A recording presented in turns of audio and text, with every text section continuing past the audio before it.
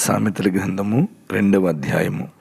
నా కుమారుడా, నీవు నా మాటల అంగీకరించి నా ఆజ్ఞలను నీ యొద్ద దాచుకుని ఎడల, జ్ఞానమునకు నీ చెవియొగ్గి హృదయపూర్వకముగా వివేచన అభ్యసించిన ఎడల, తెలివికై మొరపెట్టిన ఎడల, వివేచనకై మనవి చేసిన ఎడల, వెండిని వెదికినట్లు దాన్ని వెదికిన ఎడల, దాచబడిన ధనమును వెదికినట్లు దాని వెదికిన ఎడల, యెహోవాయందు భయభక్తులు కలిగిండుట ఎట్టిదో నీవు గ్రహించెదవు. దేవుని గూర్చిన విజ్ఞానము నీకు లభించును.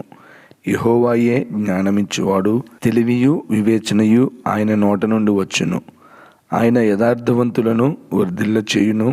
యుక్త మార్గము తప్పక నడుచుకుని వారికి ఆయన కేడుముగా ఉన్నాడు.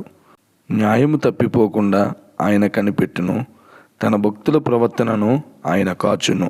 అప్పుడు నీతి న్యాయములను, యథార్థతను, ప్రతి సన్మార్గమును నీవు తెలుసుకొందువు. జ్ఞానము నీ హృదయమున జొచ్చును. తెలివి నీకు మనోహరముగా ఉండును. బుద్ధి నిన్ను కాపాడును. వివేచన నీకు కావలికాయును. అది దుష్టుల మార్గము నుండి, మూర్ఖముగా మాట్లాడు వారి చేతుల నుండి నిన్ను రక్షించును. అట్టివారు చీకటి త్రోవలలో నడువలనని యథార్థ మార్గములను విడిచిపెట్టుదురు. కీడు చేయ సంతోషించుదురు. అతి మూర్ఖుల ప్రవర్తన యందు ఉల్లసించుదురు. వారు నడుచుకొని త్రోవలు వంకరవి. వారు కుటిల వర్తనులు. మరియు అది జారస్త్రీ నుండి మృదువుగా మాట్లాడు పరస్త్రీ నుండి నిన్ను రక్షించును. అట్టి స్త్రీ తన యవనకాలపు ప్రియుని విడుచున్నది, తన దేవుని నిబంధనను మరుచున్నది. దాని ఇల్లు మృత్యువునొద్దకు దారితీయును. అది నడుచు త్రోవలు ప్రేతల యొద్దకు చేరును.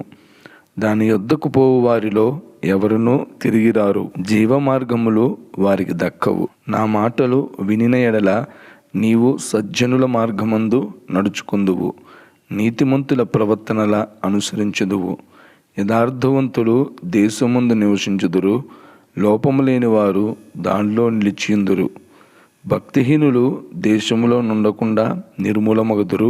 విశ్వాసఘాతకులు దానిలో నుండి పెరికివేయబడుదురు. సామెతల గ్రంథం 2వ అధ్యాయము సమాప్తం.